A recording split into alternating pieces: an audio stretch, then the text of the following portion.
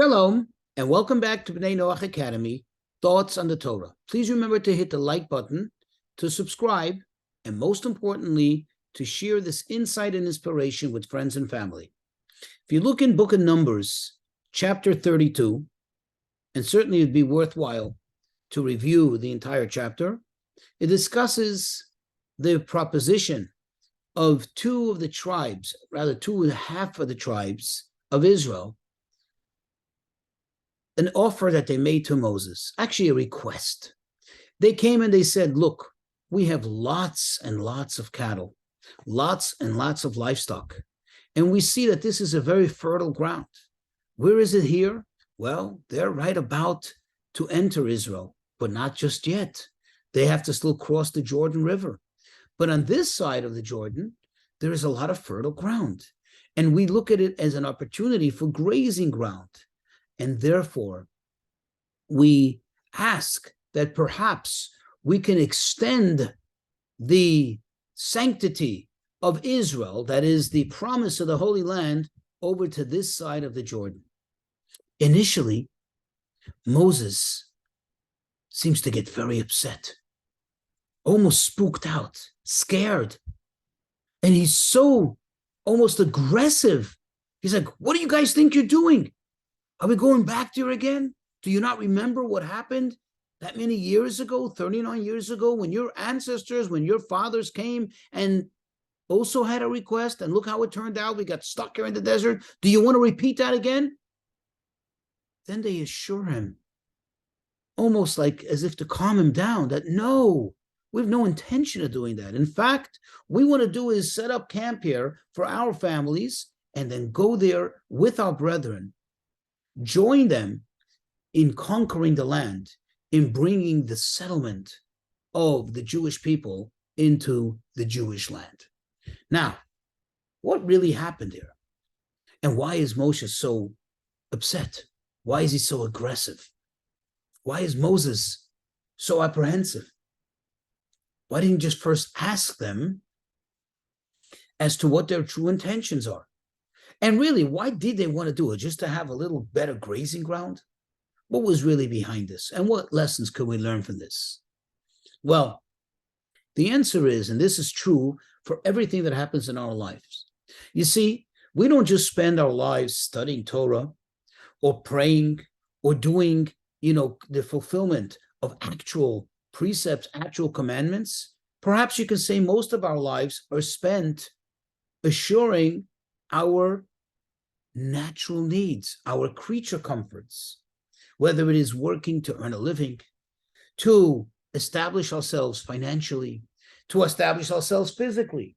We actually need a house. We need to clean that house. We need to make sure it's comfortable. We need to have a bed. We need to make sure the bed is made. We need to have clothing. We need to make sure the clothing is clean and nice. We need food. We need to make sure the food tastes decently so we can eat it. We need to make sure it's cooked. We need to make sure it's warm. We do so much to make sure to satisfy all our physical material needs. And it may seem like that this is superfluous to life. This is not what life is all about. But the real idea behind it is that through those needs of ours, through us establishing and ensuring all those material things that we need, establishing ourselves physically in this world, we actually conquer those aspects of the physical existence, of the material reality, and we bring them to a purposeful means. Thus, we elevate them to God. And that's what they were saying. This idea perhaps was initially triggered by their literal need to feed their livestock, and they saw a better opportunity. But on a deeper level, it's explained that they saw an opportunity. They felt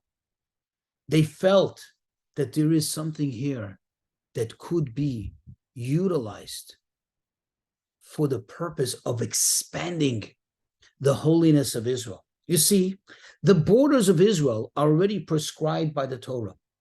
They're already designated.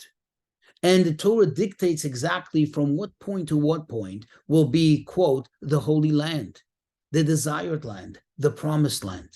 Here, after sensing that there is an opportunity for their livestock to be able to be fed better, they had an epiphany, which was even deeper.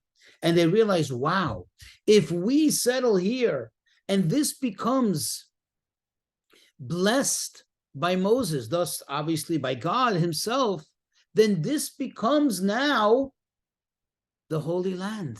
This becomes part of the Holy Land. This now becomes, this territory that otherwise would not have been holy, now has the opportunity to become sacred. And the truth is, Moses sensed that. Moses certainly could see the value in this great opportunity. However, like every other good intention, too often it starts off with good intention, but unfortunately doesn't end as such. And that's perhaps what happened the first time around when they sent the spies. They didn't have bad intention right there in the beginning, on the onset, when they set out. Unfortunately, it quickly evolved into bad intention, and look at the results that it brought with it. Thus, Moses behaved sternly. Moses gave them a little difficult time about it to make sure that they make no mistake and that they never slip in this good intention of theirs to expand the holiness of Israel. But for us, the lesson in life is go out there, get the things you need.